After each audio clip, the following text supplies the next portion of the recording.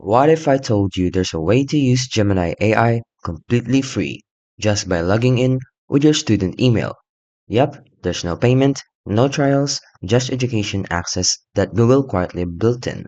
So first thing you want to do is to Google and go to gemini.google.com.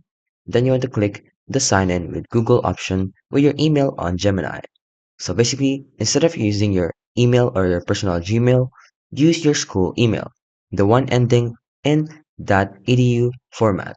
So that's basically your campus domain or your school domain. So if you use that email, you will get free access to your student account on Google Gemini. So you'll have up to 12 months of free trial if your email is qualified for that education option or that free trial. So that's how you can basically use Google Gemini AI free for students. If you like this video, don't forget to like, subscribe, and turn on the notification for more tutorial videos.